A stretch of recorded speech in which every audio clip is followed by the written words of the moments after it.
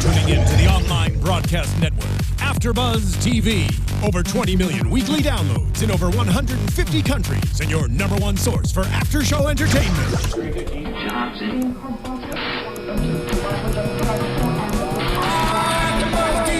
AFTERBUZZ TV, the destination for TV superfans. Producing aftershows for over 300 of your favorite TV shows. Interviewing celebrities and showrunners. And bringing you behind-the-scenes exclusives. All thanks to E! Entertainment's Maria Menounos, producer Kevin Undergaro, and internet leader Akamai. Now, let the buzz begin! Hey guys, welcome to the 100 After Show. I'm your host, Tauri J. Miller, and joining me today is Bateman. Hey guys, what's going on? Happy to be back in the studio.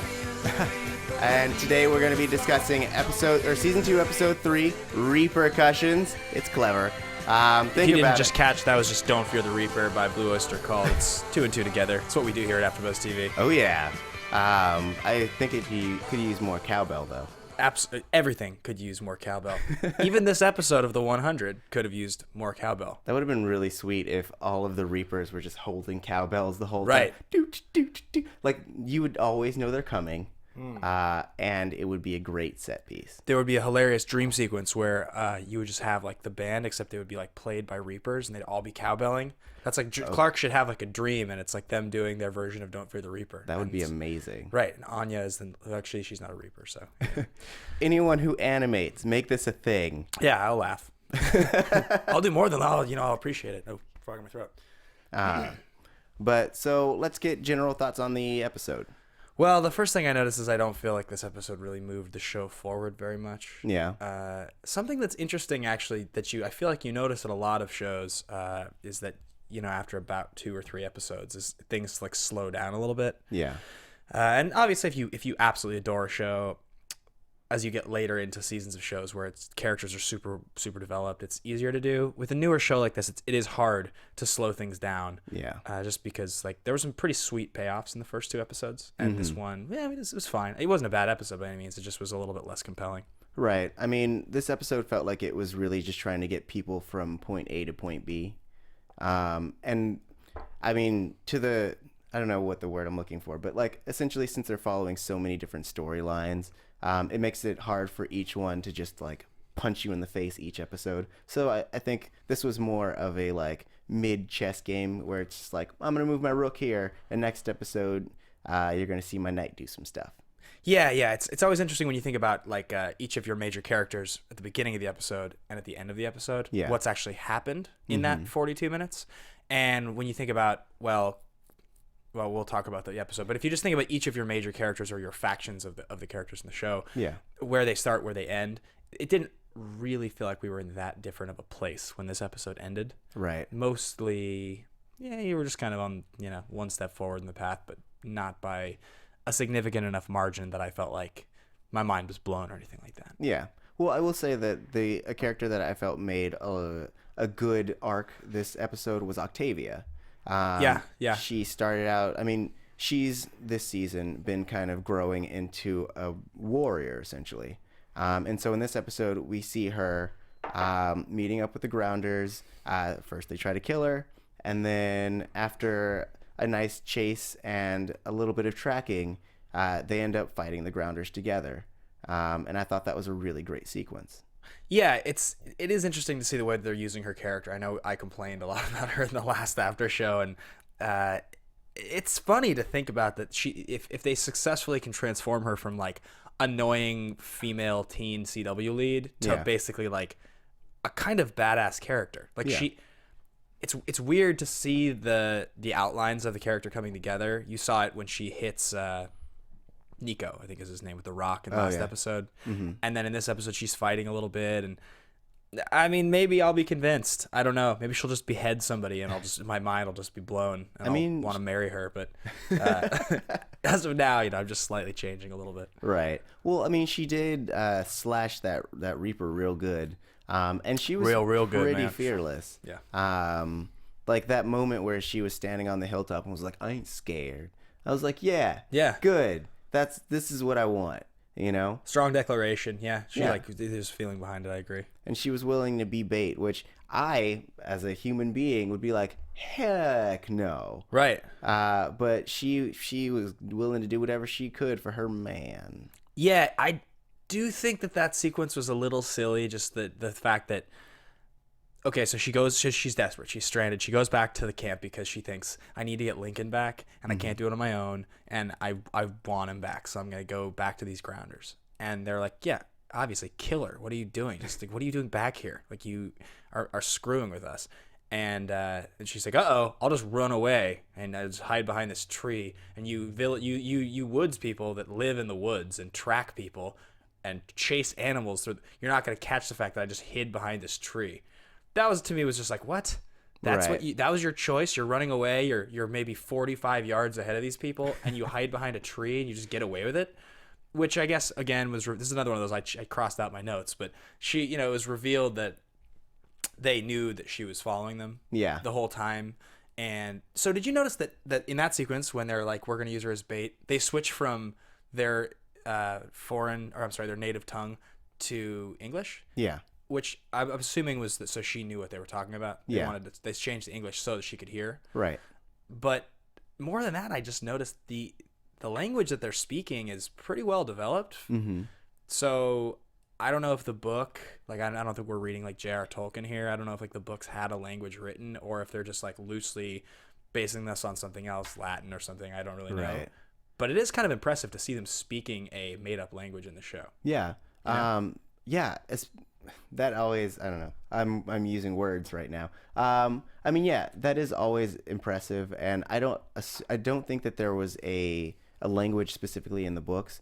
But I mean, nowadays you can't just like do gibberish and expect people to accept it as a new language. So I mean, they're springing for people to come in, and I would actually really like to know. I mean, if anybody knows what the derivatives of the language that they're speaking are, I would gladly appreciate any insight on that. And I just received the books in the mail. I ordered them this week. Nice. I intend to read the first one by next week, so hopefully I'll be able to shine some light on that as well. Awesome. Though I know the show it diverges from the book quite a bit, so I'm not expecting to have my mind blown or anything. But I thought it'd be kind of an interesting thing to do. Yeah. The context of the show. Well, I expect a 10-page report on my desk by Monday. Double space, 1-inch margins. Yeah, absolutely. No problem. Smiley face on the top. Okay. All right. Let's move on from that. But yeah, so after that fight, Octavia is accepted as one of the grounders. Did you believe that when they used her as bait, so that's why they keep her alive? Mm-hmm. These are pretty smart, pretty ruthless people in the woods. I mean, they have to survive on their wits and their physicality. Yeah. Did you believe that because she was willing to be bait and fight, that they wouldn't just kill her for screwing with them? I think that the final straw that allowed them to trust her was the fact that her final strike was saving their leader. So she was willing to go along with their plan, which helped them save their own people. Yep. Because if we've learned nothing about the Grounders, it's that they are definitely community oriented. Sure. Like they really care about their people. Yep. And so I feel like her helping them do that, even though she wasn't successful in her own goal, ultimately led to them trusting her.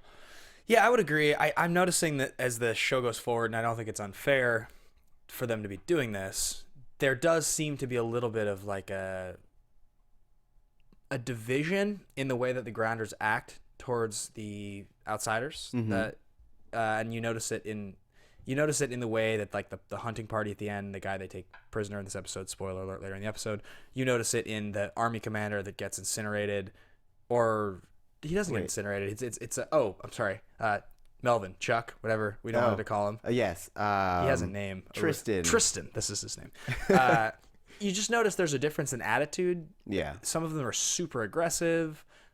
The way Anya acts is a little strange to me at sometimes. Yeah. Then these Grounders are a little bit more accepting and softer. I think it's a tribe of people, right? Everybody acts a little different. Yeah. They're not all the same. Right. I think if I were to make a guess, I think it's a rank kind of thing. Because like Tristan and Anya were both high-ranking generals, essentially. Sure. They both led their own packs, so I think that kind of led them to be more decisive in their ability to like go, I'm going to kill this person or I'm going to keep them alive. Right. Whereas like I felt like the community that Lincoln had brought Octavia to was just kind of like an outpost. They happened to be warriors, but they weren't necessarily like a military faction. That's fair. Yeah, it's a tribe of people. There's obviously, I guess, hundreds at least, if over 1,000 maybe. So yeah, they're all going to be a little different. Not everybody is the same, harsh or soft or whatever. Yeah. But speaking of groups and communities, let's jump over to Camp Jaha for a little bit. Okay. So basically we come in and Kane is figuring out that the kids are gone. He confronts Abby about it, and she comes out and says, yeah, I'm going to do whatever it takes to find those kids. Yeah, I'm going to defy you, and you'll get mad, and then we'll just do this every single episode. I'll just defy you every episode. Right. You'll furrow your brow. And I'm really glad that he brought up that she's had this track record of always just doing whatever the heck she wants. Because, I mean, yes, she's useful. Right. But at the same time, you can't keep having this defiant character always undermining your authority. So one thing I thought was really interesting, he says to his captain, the blonde woman with the gun, he says, Abby is the most respected person here. He says she was a former member of the council, and she's the most respected person here.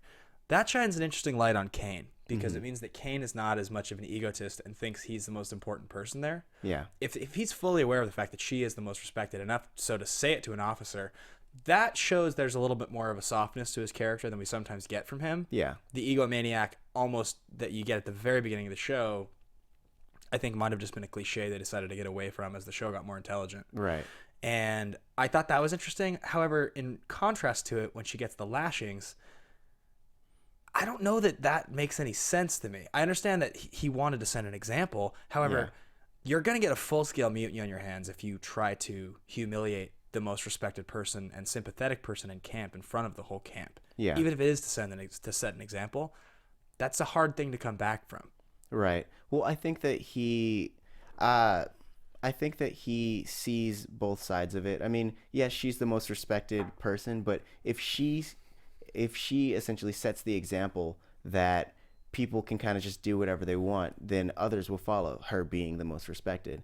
Whereas, like, true, if he shows that there's still law, even though that they're in this new plane, it stands that he can kind of keep some kind of order. Because right now he's barely holding on, and that's what kind of came through at the beginning of the season, where he was really trying to keep that tight fist on everybody. Right. But as we go on, and even as the episode progresses, we see that he's still trying to figure things out, and he still isn't the hard ass we think he is. So, but here's an interesting point on that. All of the humiliation that she's caused him in defying him to this point has not been publicly. It has not been like in public exposition to the people. Yeah. Whether it was on the ship or anything. This is the first time that the people have been alerted to the fact that she's broken the law. I mean, she was arrested for like a brief second when they were on the Ark in season 1. She was quickly let out. The fact that, imagine that you're a person, you're at Camp Jaha, and you see Abby Griffin getting lashed. Yeah. You don't know that she has defied, really defied Kane so many times. Yeah. I don't know that you're on the same level that he is. He's frustrated. He feels like she's done enough time. She broke the law. She needs to be punished. Just thinking as a person at that camp, I don't know how I would have reacted. I mean, yeah, that's a really interesting point. Because, yeah, none of them really know the extent of her crimes. And so I assume that, and we see it on their faces, that they are more responding in horror, not like, yeah, she's getting what she deserves. So, and I think that is what led him to, that essentially led him to realize that he's not the proper person to lead the group.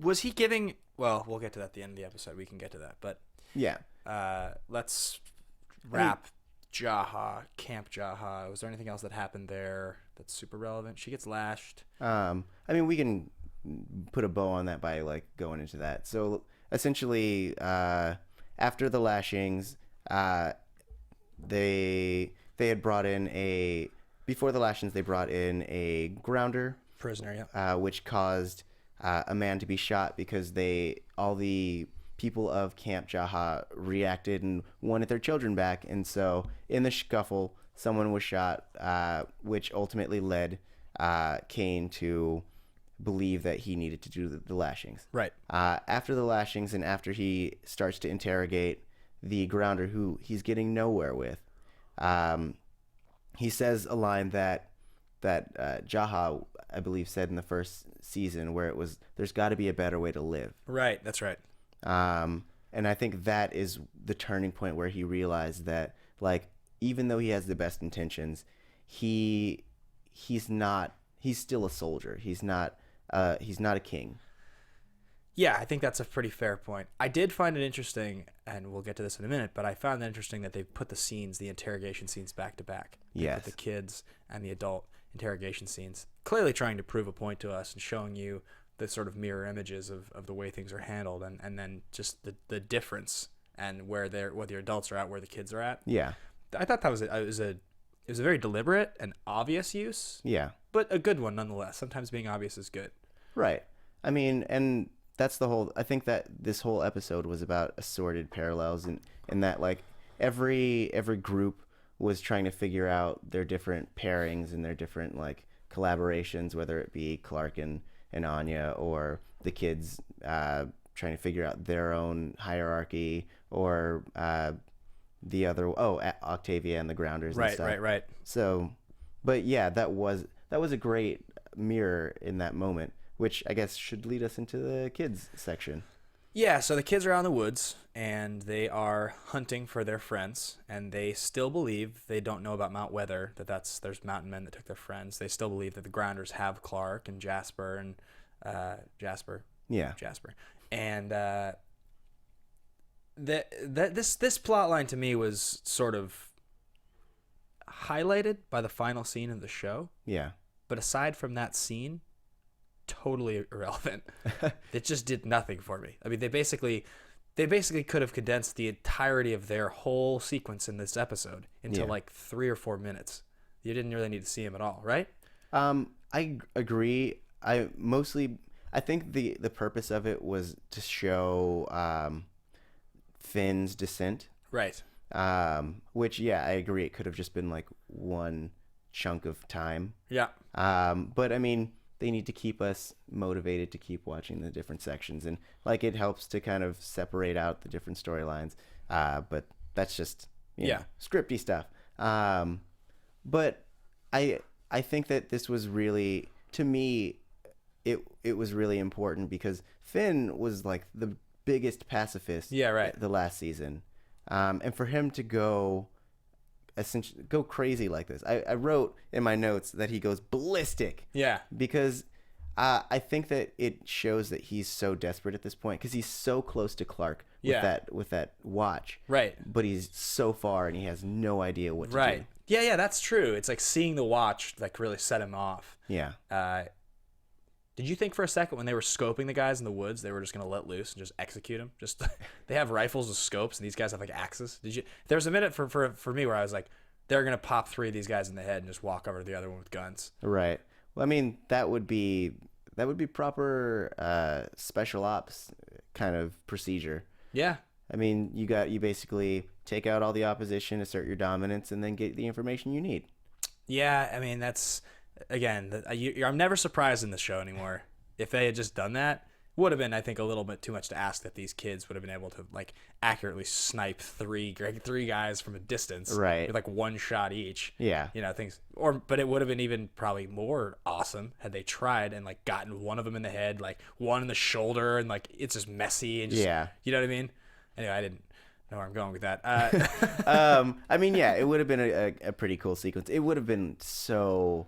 Like it would have been it would have been wild because like I'm just imagining it in my mind, and it would have been, they probably would have got one, not even in any vital spot. The other ones would have just scattered, and then it would have just been a bloodbath. Yeah. I think that's pretty fair. It probably would not have ended well. Maybe the kids know that. And Finn, rightfully hadn't crossed that line yet. Yeah. He crosses it at the end of the show. That's the first person that he shoots, right? Had he killed anyone in the show at that point?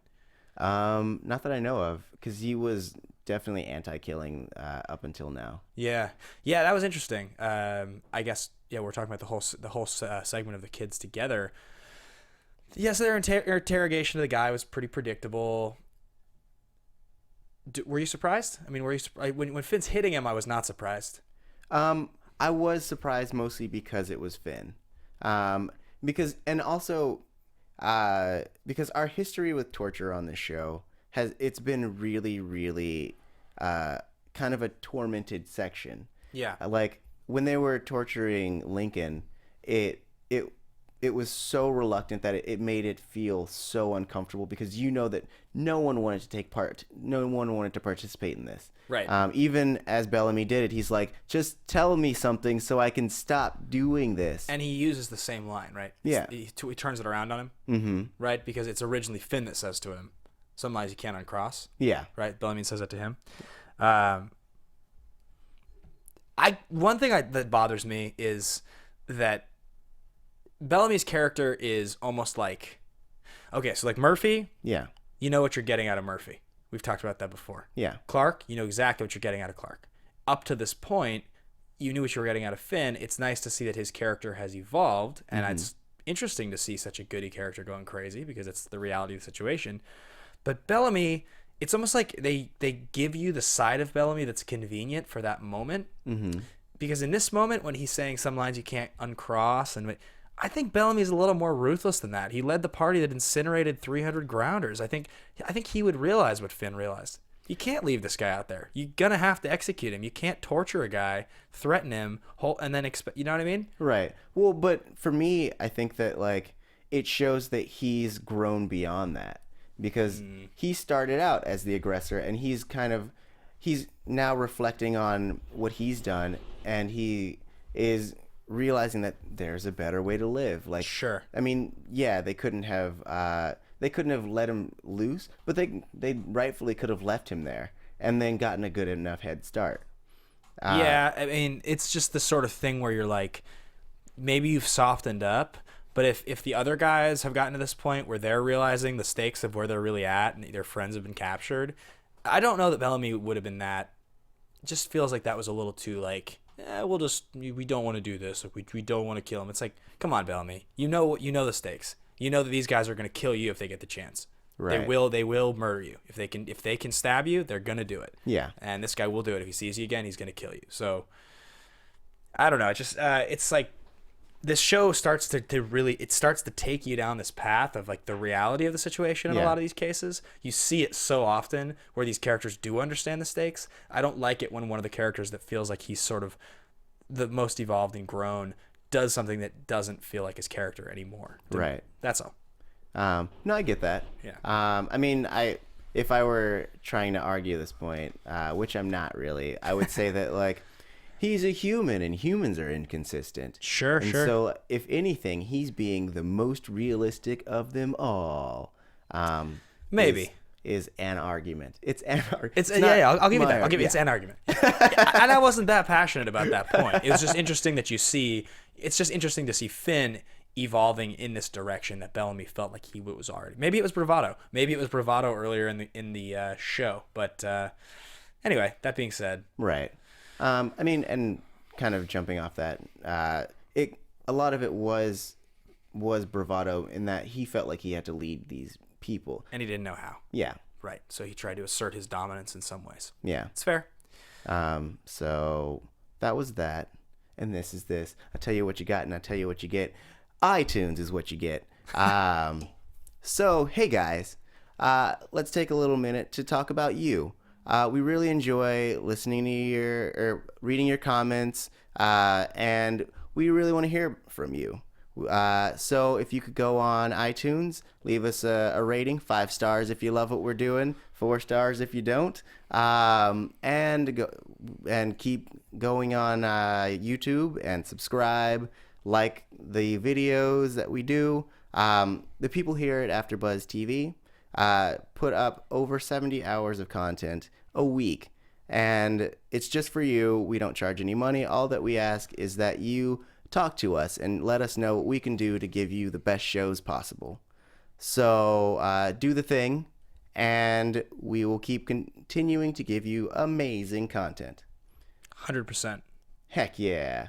100%. 110 at least.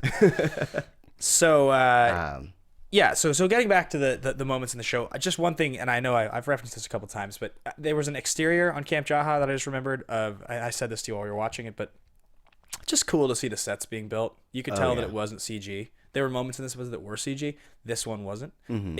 It's cool to know that there are actors that are truly filming in this kind of environment. Oh, something else that I wanted to point out, by the way, about Bellamy and the kids. So there's like a couple shots in the first season where it's like Bellamy emerges from his tent shirtless with 2 girls, and you're just like, oh my god, this is like 90210 right now, except it's like the Hunt. We've made this comment before.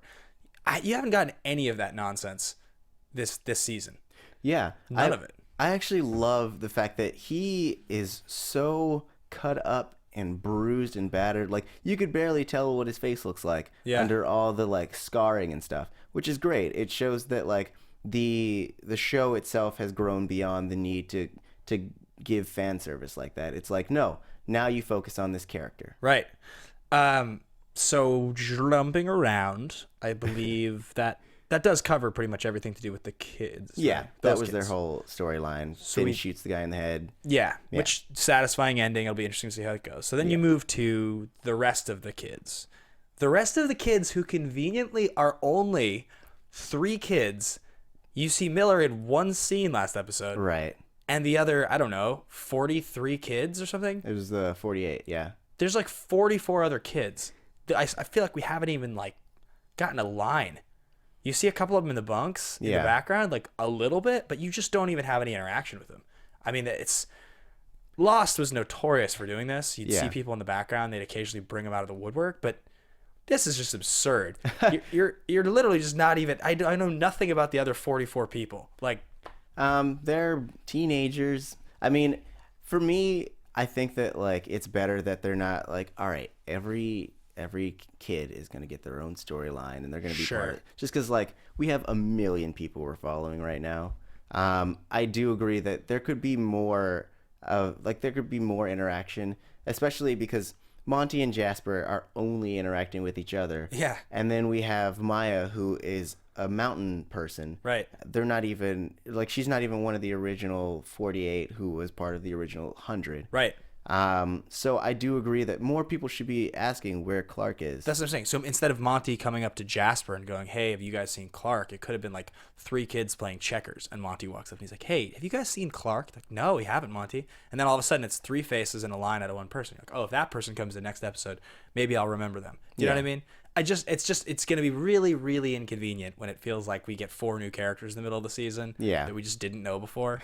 It's like kind of what they did with Miller. You just see him in that one line. You're like, oh, Miller exists now. Yeah. Oh, and that's his dad. How convenient. Yeah, I don't know. We'll see, but I'm predicting. So. I mean, yeah, I agree. Like you, and from a production standpoint, it's like we don't want to pay these extras. Yeah, exactly. But I mean, I'm hoping that we get a little more time with them, and like at the end or at some point there'll be like a nice little rally, and you'll be like, familiar faces. Yeah, we'll get a few people, I'm sure. Looks that way. Because like Monty is kind of leading he seems like he's going to start leading the charge on figuring out what's really going on. He's not drinking the Kool-Aid the way that Jasper is. Did you something that always occurs to me when I watch this show is that these kids are like 15 or 16, and as mature as they try to make some of them seem, I like that Jasper was like, I'm sure Clark's just fine. I want to go have pancakes with my new girlfriend. Like, you're like, yeah, you're a 16-year-old kid. Like, you're going to be pretty careless and immature. You don't really, you care, but like, you're just really selfish because that's just what you want to do is just talk to your new girlfriend. It was obviously a sugar-coated, watered-down version of that behavior. But it still was. I was like, oh wow, that seems unrealistic. Then it's like, no, he's a kid. That's maybe what he would do. Yeah. I mean, yeah, and we touched a little bit on how like the moment they all got in this mountain village town, mountain place, they're all just like, yeah, I don't have to care about anything. Yeah. It's like mommy's paying for my bed again, even though they all lived on a spaceship and they don't know anything about what I just said, because they didn't have to go off to college or live with their parents. It doesn't matter. Anyways. But just to recap this portion. Yeah. So Clark had slipped herself into Anya's cage because one of the doctors was checking on the bleeding harvest. Yeah. And which, can I say, is like the worst idea in the world, to be like, oh, I'm gonna put myself in this cage because someone is on the outside of it. Right. And the lock was right there. That lady could have been like, oh, this is convenient. Lock. Show over.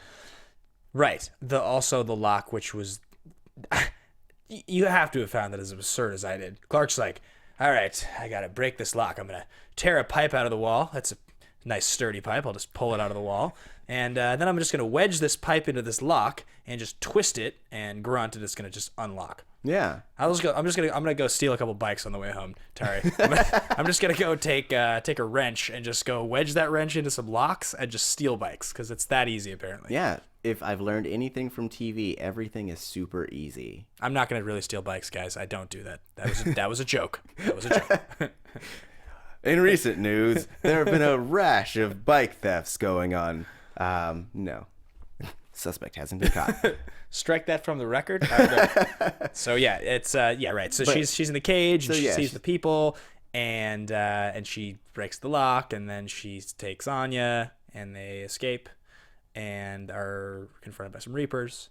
Yeah. And then I loved the trap door as well. Just like they get into the spot and they're like, oh man, we're kind of safe, right? Right. And it's just drop down. They're in Reaper tunnels surrounded by, they drop onto a bunch of dead bodies, right? Yeah. So that's like that's another one of these things where last week at the end of the episode you saw the hanging bodies and you're reminded of just kind of how gnarly the show wants to get. Somebody mentioned in our comments it was like a Matrix rip, which is true. The harvest, the whole like harvest, which is cool. And then but just like falling in like the barrel of dead bodies, or the not barrel, like wheelbarrow, I guess, of dead bodies. That's pretty cool to be seeing it on a CW show. I say this every week, but again, it's pretty like gnarly stuff. Like it's a bunch of dead bodies covered in bandages that have been drained of their blood. Yeah, you know what I mean? Yeah, it's really, and then they look down the hallway, and they're just eating screaming like. Either like barely alive or dead people. Man, I mean, there's a movie called The Road. Did you ever see it? I haven't seen it. It's pretty gnarly. It's a Cormac McCarthy book. It's really, really, really dark. That's what I hear. Post-apocalyptic. Viggo Mortensen and his son are going across the country trying to survive, and there's a lot of cannibalism in the book and in the movie. And it's you watch the movie, and it's like the cannibalism scenes are definitely the most frightening, and it's just weird when you're watching like a teen drama with a bunch of pretty people, and then all of a sudden it's just these bloody mountain men are eating live people, and you're hearing them scream. It's just like, it's like unsettling, and then you're just like, man, I'm watching the CW, and this is happening. Which is why I like this show. Yeah. Just because like you get those really rich moments of like, oh, there are stakes and things are terrifying. Like, I mean, because especially you get that, and then that moment when Clark gets cornered by all the Reapers, you're like, oh, there is legitimate reason to fear. And you never know if anyone's safe in this show. Yeah. I mean, I don't think they killed Clark, but you never know. I mean, they could. I mean, they are setting up Octavia to be the new lead, so they could be like, all right, you thought she was safe, and bam, she's gone. Monty will take the lead. Octavia takes the lead. Something. We got new protagonists. Yeah, it'd be crazy. Yeah. So she gets cornered, and they use those high-pitched taser beams or something. Yeah. Why do they only affect Reapers? Why was Clark okay and safe and didn't seem to be affected? Did you know? Did you? Maybe I'm assuming that it like is a specific frequency that messes with mad cow brain. Okay. Like, I mean, because we know scientifically that if you eat human flesh, the folds of your brain start to come undone, and it drives you insane. Really? I did not know that. Oh, yeah. That's That's like what happens with mad cow disease is like when cows are fed their own meat. Yeah. Or at least byproducts of their own meat, their brain starts to unfold and it drives them insane. Jeez. So I'm assuming that maybe there's something in their minds that will essentially like picks up these tones that they're using, and so it debilitates them in the same way that like there are specific tones that will make you nauseous because your inner ear is where all your balance comes from. So Gotcha. if you get an inner ear infection, you can get vertigo. These are a lot of, I'm spouting out a lot of science. Science, guys. It's science fiction. I am learning something on this show. But yeah, so that was my assumption. Okay, that's totally fair. So we saw something. We saw sort of a gimmick or an idea that was actually amazingly pointed out to us on YouTube by a user who I wish I had accurately written down. Lee Smith, maybe? You're awesome. I don't have your username written down, but you suggested in our YouTube comments that you thought perhaps the mountain people were capturing grounders, draining them of their blood, then dropping them as essentially trade for.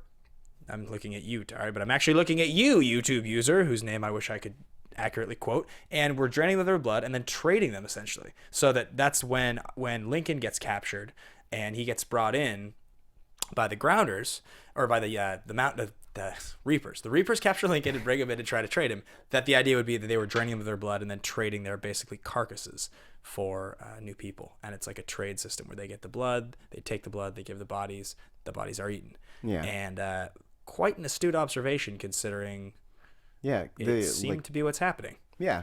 And with such little information to suss that out was amazing. You did a great job.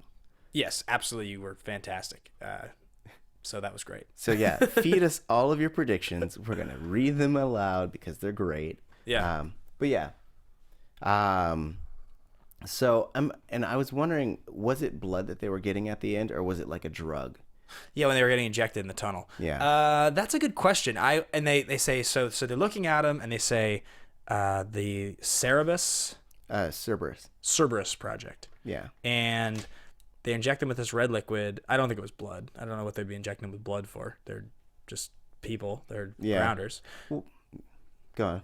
It was Cerberus. And then they were saying harvest. And was there a third option? Nope. Because you see the guy with the weird head, the giant elephant head in the previous episode hiding in the woods. Yeah. And then you notice a couple of these guys have like these growths on their head. Mm-hmm. Were those growths? Do you think that they're related to that guy at all? Do you think that guy is? I mean, I think that guy would be an offshoot of a Reaper. Just one that hasn't gone full cannibal. Like maybe he's a mutated person. Yeah. And maybe there's a whole mutated tribe, or people who have been mutated are rejected by everyone, and so they just kind of hang around in the forest, skulking, all sad and stuff. But my assumption is that like if they're not accepted for harvest or the Cerberus project, I assume they're killed, just executed. Yeah. Yeah, I guess so. So and when they had the guy who Finn ends up shooting. Mm-hmm. And he says, I'll draw you a map. Does he draw them a map before he shoots him? I believe he does. Like, they get the map, and then that's when they start wondering what to do. Though, that whole thing made me... Because the Grounders don't have the children. So where does this map lead them to? He might just know. He might know that the Grounders... Or he might know that the Mountain People have the kids. He probably does. I would assume so. But he made it seem like they were keeping the kids hostage because until they're quote unquote until they wear out their usefulness. Yeah. So I mean, but I guess there is also the chance that we know that 48 have survived, but there could be more that the Grounders have captured. Yeah. He says that. He says I'll give you a map. They kill him, and where was I going with this point? We were just talking about the mutated injections. Yeah. And the people. I'm just gonna let that thought simmer. You can say something, and I'll come back to it. Yes. So, and I had a thing like where I was when they were injecting the Reapers with that drug. Right. I was like, oh my gosh, are they injecting the Reapers to make them into like normal people, or at least to bring them to like grounder standard so that they can harvest them as well? Oh, this was my point. So the guy says, get to your friends. They don't have much time. And, well, do we think that the kids are at risk of being like used, drained, and eaten? Do we think, I mean, I think they are. I want to say that they're being, essentially, fattened up. Yeah. 'Cause he says that, yeah, they're essentially stronger in terms of their blood and the radiation, digestion. Right. Same thing. Yeah. So like, I assume that they're like, all right, we're going to get these kids, we're going to have them trust us, and then slowly they're going to start disappearing. Or it leads into what you were saying earlier, in that like we're not seeing these kids around. So maybe they are like all in a storage bin waiting to be harvested. Yeah, you'd think that the kids that our three characters that we actually see would probably make reference to the fact that everyone was gone, right? If that were the case. But then on the other hand, we don't actually know how many people were there when they got there. Because if you do remember when Clark sees Monty and Jasper in the first episode, she like rejoices and hugs them. You see Miller, you see kids in the bunks, but I don't think they've ever said they're all 48 kids are here. Yeah. They've never actually said that. Nobody's ever been like, well, there's 48 of us in this camp, unless I missed it and you guys can point out. But well, yeah, I mean, and Miller was just released yesterday, so it's a slow that's right. quarantine process. That whole thing. Yeah. Okay. Yeah, that's interesting. We may see that develop. Anything else we want to make note of? I guess the final thing would be after Clark is saved by Anya from the Mountain Men, Anya leads her to the dam, and it's just like, we got to jump. It's like The Fugitive, except it's the 100. Right. It's just full on. That's great. I love the reference because it's the best action movie ever. Yeah. I don't care. Yeah. Anyway, let's just do that all night. Yeah. Make references. But so Clark jumps off. We find her on a rock, essentially knocked out, and Anya takes her, brings her to shore. And you think that they're going to be best friends. Yeah. And Anya smacks her with a rock. Which and is like, loved. You're my prize. Did you love that? Because I loved it. Yeah. I was totally like, yeah, Anya's a hard ass. And you killed all my friends. So I am going to hit you with a rock because I don't care that you got me out of the cage. I need revenge. And I'm going to kill you. Yeah. That was great. I agree. It's realistic. She's not just some like patsy who's like, well, thanks for letting me out, Clark. And you're forgiven now. No, that's not how it works. Yeah, I would have been so upset if she was just like, well, I guess we need each other now. Yeah. Pinky swear. Like, it's great that that was actually acknowledged, because I don't think anyone's really talking about the fact that, like, Clark killed a bunch of people with that rocket launch. So I'm glad that she is aware, and it's going to be held against it. And I will discuss it in predictions, but just what is going forward and their dynamic is interesting. Agreed. Yeah. Yeah. Yeah, I think that pretty much covers it. I just liked that Anya did that sort of honest thing, and she comes back, and you're wondering why she came back and risked herself, and it's because she wanted to get Clark. And I mean, obviously, it's anytime you see, like I said, in The Fugitive or any other type of movie or show where they do the thing where somebody jumps from like a dam head like that, and they jump, however, a ridiculously far. I mean, water is water, but if you come down hard enough, you'll break your legs or your spine. So it's always a little like, okay, suspension of disbelief. You guys are just both okay. You just like landed and then you just drifted to the shore. Yeah. But I mean, whatever. It is what it is. She broke a lock with a pipe. So. Well, I mean, and I'm glad that she was actually like knocked out by it, where like usually that happens and they're just like, I'm going to swim away. Right. But it was like, no, she's marooned on a rock. So that was great. Agreed. So what do you say about getting some predictions here? Heck yeah, let's do it. And now your AFTERBUZZ TV predictions. Would you like to go first? I'm gonna think for a second here while you're speaking. All right. Well, we know that the next episode. In the next episode, I mean, I'm assuming we're going to get a lot of Clark and Anya, which I am super duper looking forward to. Just having these two antagonistic characters trying to accomplish whatever goal, because we know that Anya probably is trying to use her as a bargaining chip to get back in with the commander. Right. And we know that Clark just wants to escape and get back to the rest of her camp and see any kids who are missing. Yep. So just this back and forth of them trying to outsmart each other is going to be the best. Yeah, it should be fun. Should be fun to watch. Yeah. Oh, that should be fun to watch. We forgot to make reference to the fact that Lincoln was in the line of people.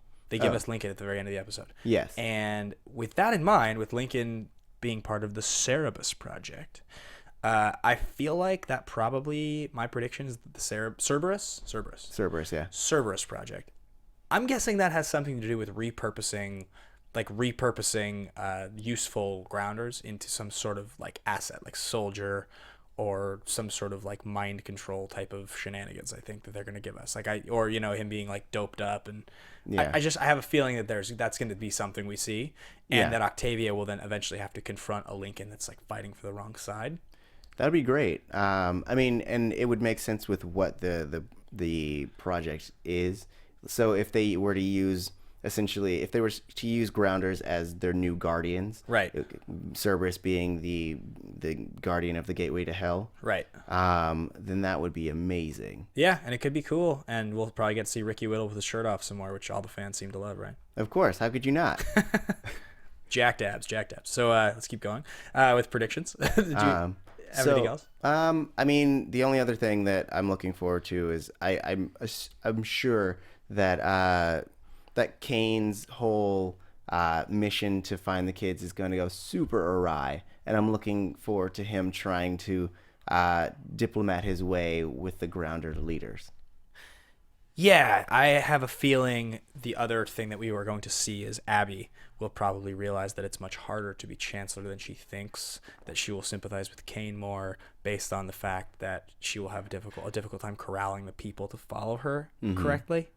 She is a peacetime commander as opposed to like a wartime commander. They're kind of in war, so I have a feeling that's something like that will happen. Something on her I just wanted to point out really quickly that I was noticing is she's such like an iconic idea of an older woman who basically from the back dressed looks like she could be any character who's like 16 years old on the show. Right. And it's so interesting when you see like these CW shows with an older female character like that. She's still very beautiful, and she keeps herself like real skinny, obviously. It's just like so interesting that the body type of these characters and the looks of these characters, aside from just the physical aging, just doesn't ever change. They're expected to basically just like look like a slightly older version of the same 22-year-old female lead they always were. You know what I mean? She's clearly like also tiny. Like I mentioned one time about Octavia. She probably weighs 100 pounds. It's crazy. Yeah. Anyway. Well, yeah, the show has a lot of beautiful people, and they will always be beautiful. But that brings us to the end. Sadly, we are out of time. All right. So thank you for joining us for this week's The 100 Season 2, Episode 3 recap. Ben Bateman, where can the people find you if they want to talk to you? Twitter at Ben_Bateman or Instagram at Ben Bateman Media. I prefer Instagram. Nice. And you can find me on Twitter at TauriJ. That's TaurijAY. You can also find me here at AfterBuzz on Assorted Panels, including the Sword Art Online panel on Sundays, Legend of Korra, and also Flash on Tuesdays. Thank you for joining us, and have a wonderful night. Super awesome. From executive producers Maria Menounos, Kevin Undergaro, Phil Svitek, and the entire AfterBuzz TV staff, we would like to thank you for listening to the AfterBuzz TV network. To watch or listen to other after shows and post comments or questions, be sure to visit AfterBuzzTV.com. I'm Sir Richard Wentworth, and this has been a presentation of AfterBuzz TV. Buzz you later. The views expressed herein are those of the hosts only and do not necessarily reflect the views of AfterBuzz TV or its owners or principals.